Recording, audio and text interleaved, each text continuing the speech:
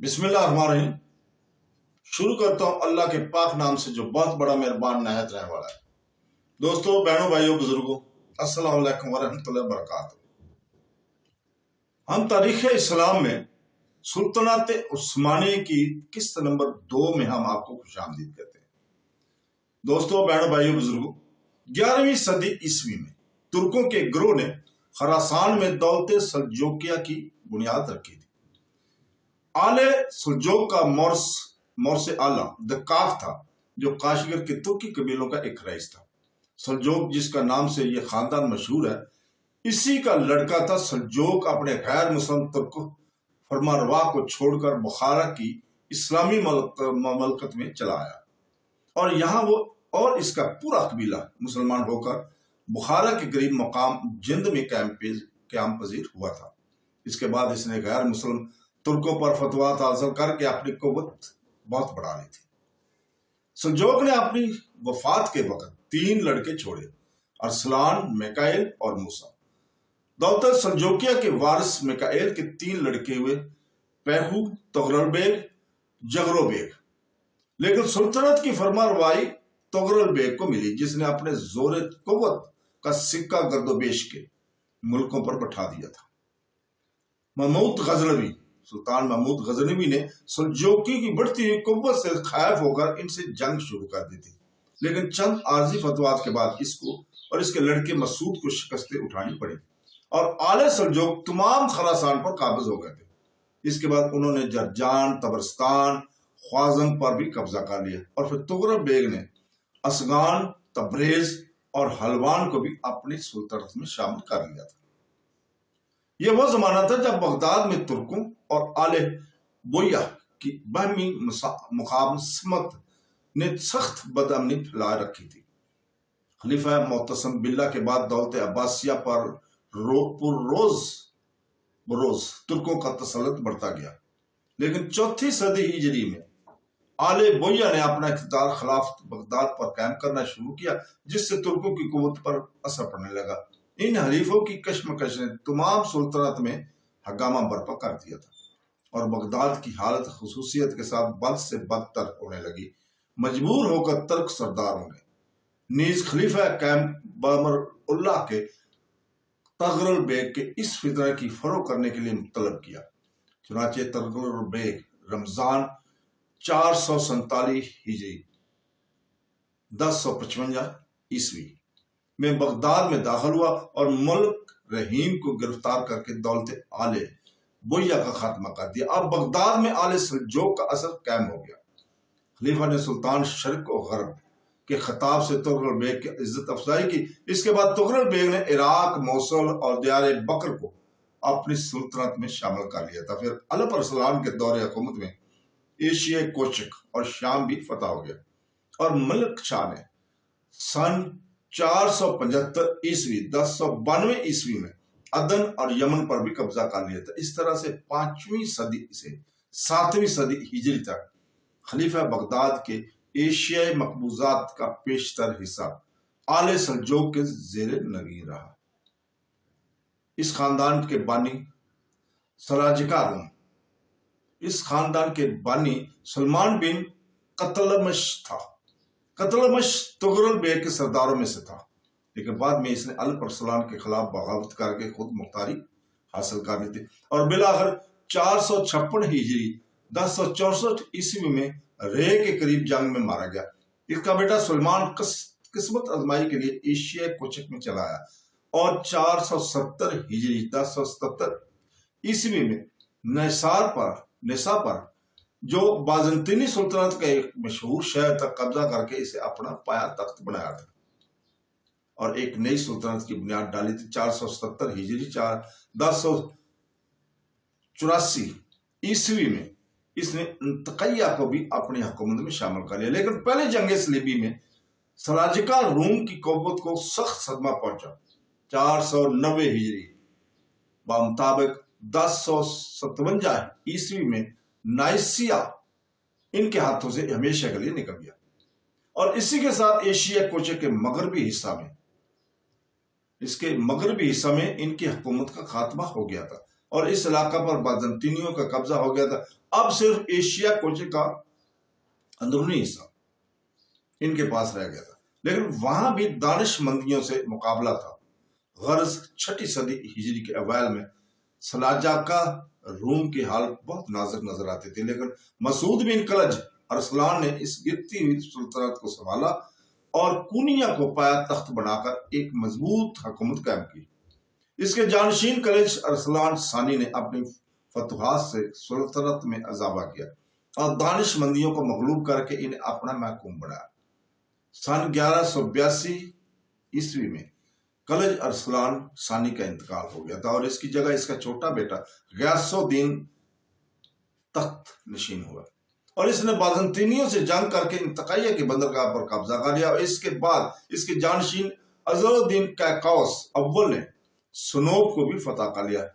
عزیز الدین کیقوس اور اس کے بعد علاؤدین کے بعد کا دور حکومت شان و شکوہ کے لحاظ سے سلاجقہ روم کی تاریخ میں اپنا نظیر نہیں رکھتا، لیکن غیاث الدین ثانی ہی کے عہد میں 636 ہجری مطابق 1238 سے 1246 عیسوی سے تک سلطنت کا زوال شروع ہو گیا، جو پھر نہ رکا۔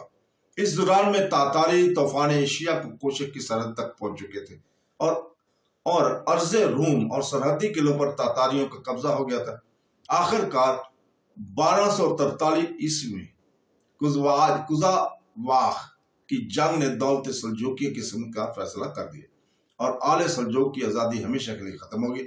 صلح کے بعد تاتاری چلے گئے، لیکن 1245 عیسوی میں کیکسیر اور ثانی کی وفات پر جب اس کے تینوں لڑکوں کی مشترکہ حکومت کی وجہ سے سلطنت میں بد نظمی پیدا ہوئی تو تاتاریوں نے پھر حملے شروع کر دیے تھے۔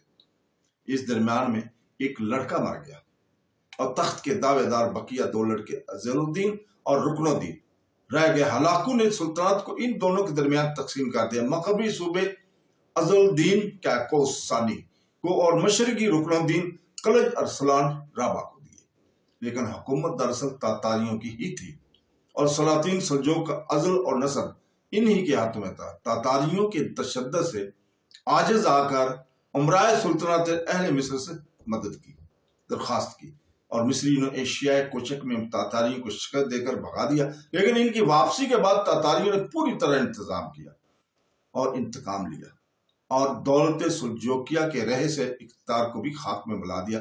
سلطنت کی کمزوریوں سے فائدہ اٹھا کر متحد امرا نے مختلف صوبوں میں خود مختار حکومتیں قائم کر لی تھیں۔ ان میں بنو کرمان اور بنو اشرف اپنی قوت اور اثر کے اعتبار سے زیادہ ممتاز تھے۔ تاتاریوں نے بارہا ان خود سار امیروں کو زیر کرنے کی کوشش کی، مگر عارضی شکستوں کے بعد یہ اپنا اقتدار پھر قائم کر لیتے تھے، اور 7ویں صدی عیسوی میں 7ویں صدی ہجری میں تاتاریوں کے زوال پر انہوں نے مستقل حکومتیں قائم کر لی۔ چنانچہ دولت سلجوقیہ کے خاتمے کے قریب ایشیائے کوچک میں سارد خان، کروسی الدین، تقیہ حمید، کرمان، کستمونی اور منتشا کی خود سر حکومتیں قائم ہو چکی تھیں۔ اسی طرح 7ویں صدی ہجری 13ویں صدی عیسوی کی ابتدا میں شاہان خوارزم کی قوت اوج شباب پر تھے۔ وہ ایران، خراسان اور شام عراق میں آل سلجوق کی پیشتر مقبوضات پر قابض ہو چکے تھے اور ایشیا کی تمام اسلامی سلطنت کو فتح کر لینا چاہتے تھے، لیکن عین اس وقت جب وہ اس حوصلہ کی تکمیل کے لیے تیار ہو رہے تھے، چنگیز خانی طوفان اپنی تمام ہول ناکیوں کے ساتھ اٹھا اور سلطنت خوارزم کو پاش پاش کر ڈالا۔ اس سلطنت کی تباہی کے بعد ترکی قبائل خود جنوب کی طرف بھاگے، ان میں بعض ایران اور شام میں بھی پہنچے اور وہاں 7ویں اور 8ویں صدی ہجری میں بہت کچھ اقتدار حاصل کیا اور ترکمانی مشہور ہوئے، اور بعض جنوب کی طرف بڑھے اور مصر کے سلاطین مملوک سے مار کا آراہ ہوئے جو خود ترکی نسل تھے، لیکن مصر میں انہیں شکست ہوئی۔ مصر میں جب ان کی شکست تھی اور وہاں سے واپس ہو کر وہ ایشیائے کوچک میں سلجوقی سے عاملے، ان ہی ترکی قبائل میں جو چنگیز خان کے حملہ کے بعد اپنا وطن چھوڑ کر मारे मारे फिर रहे थे। अर्तुगल का कबीला भी था। यह कबीला तरकाने ओगोज के कबीला का एक जुज था, जो अर्तुगल के बाप सुलेमान शाह की सरगर्दी में अपना वतन खरासान को छोड़कर मुख्तलिफ मुल्कों में घूमता हुआ शाम की तरफ जा रहा था कि इश्नाए राह में दरिया फरात को अबूर करते हुए सुलेमान शाह डूब कर हलाक हो गया। कबीला का बेशतर हिस्सा इस वक्त मुंतशिर हो गया, लेकिन जो लोग रह गए वो अर्तुगल और इसके भाई दमदार के साथ एशिया कुछ की तरफ रवाना हुए और सुल्तान अलाउद्दीन सल्जूकी की सुल्तनत में दाखिल हो गए। ये जमात जो सिर्फ 420 घरानों पर मुश्तमिल थी, सुल्तान अलाउद्दीन के जेर साया पनाह लेने के लिए पाया तख्त कुनिया की तरफ जा रही थी कि रास्ते में अंगोरा के करीब अर्तुगल की 2 फौजें मसरूफ जंग नजर आई और वो किसी फरीक से वाकिफ ना था, लेकिन ये देखकर कि इनमें से एक तादाद के लिहाज से कमजोर है और दूसरी कवी है, अपने सवारों के मुख्तसर दस्ता के साथ, जिनकी मजमूई तादाद सिर्फ 444 थी, कमजोर फरीक की हमायत के लिए बढ़ा और इस जानबाजी से हमला आवर हुआ कि दुश्मन को मैदान छोड़कर भागना पड़ा। फतह हासिल करने के बाद इसे मालूम हुआ कि जिस फरीक की इसने यूं बर वक्त मदद की थी वो सुल्तान अलाउद्दीन सल्जूकी की फौज थी, जिसे तातारियों की बड़ी फौज ने घेर रखा था। अर्तुगल के इस कारनामे के सिलसिले में सुल्तान अलाउद्दीन ने इसे सगोत का जरखेज इलाका, जो दरिया सकारिया के बाएं जानब बाज़ंतीनी सरहद के करीब वाक़या था, जागीर में अता किया और सगोत का शहर भी इसे दे दिया। इस इलाके में अर्तुगल और इसके साथियों ने, जो खरासान और अर्मीनिया से आए थे, बुदोबाश अख्तियार की। अलाउद्दीन ने अर्तुगल को इस जागीर का सिपह सलार भी मुकर्रर किया। चूंकि अर्तुगल की जागीर बाज़ंतीनी सरहद से मुत्तसिल वाक़या थी, इसलिए बाज़ंतीनी किलादारों से अक्सर जंग की नौबत आती रहती थी।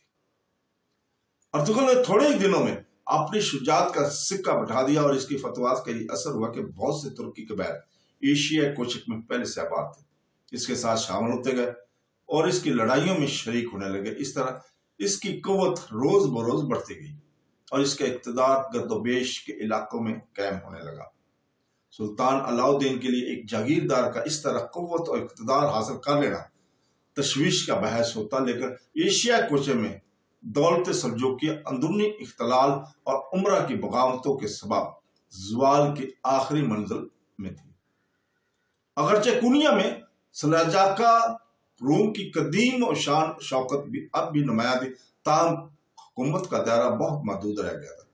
एक तरफ ततारियों ने जनूबी और मशरकी इलाकों पर कब्जा कर लिया था, दूसरी तरफ ईसाइयों ने शुमाल और मशरक के कदीम बाज़ंतीनियों सूबों के अक्सर हिस्से वापस ले लिए थे। औसती और जनूबी हिस्सा में मुतअद्दिद सल्जूकी सरदारों ने खुद मुख्तार हुकूमतें कायम कर ली थी। सरहदी इलाकों में जंग का सिलसिला अमूमन जारी रहता था और तातारी हमलों का खतरा कभी दूर नहीं होता था। ऐसी हालत में अर्तुगल जैसे दलेर और सरदार और नायब की फतवाहत से अलाउद्दीन को बजाय तशवीश की एक गुना इत्मीनान नसीब हुआ और इसने अर्तुगल को मजीद अनामत अता की। चुनाचे जब बनी शहर और भरोसा के दरमियान एक जंग में अर्तुगल ने अलाउद्दीन के नायब की हैसियत से तातारियों और बाज़ंतीनियों की एक मुत्तहिदा फौज को शिकस्त दी, तो सुल्तान ने इसके सिले में इसके शहर को भी इसकी जागीर में दे दिया और पूरी जागीर का नाम सुल्तानवी सदर सुल्तानी रखा।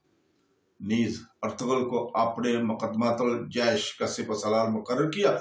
इस वसी इलाके में बक्सरीत चरागाहों और जरखेज जमीनों के अलावा मुतहद किले भी थे, मसलन कराजा, हसार, बेलेजेक, एनी वगैरह, लेकिन सुल्तानवी के अक्सर हिस्सों पर खुद सर अमीरों का कब्जा था और इस जागीर पर अपना तसल्लुत कायम करने के लिए अर्तुगल और इसके बाद उस्मान को मुद्दतों जंग करनी पड़ी।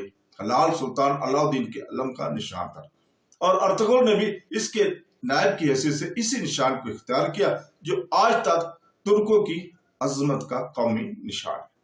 दोस्तों, इसके साथ ही हम इजाजत चाहते हैं। कल इंशाअल्लाह ताला अगली किस्त नंबर 3 आपके सामने लेकर आएंगे।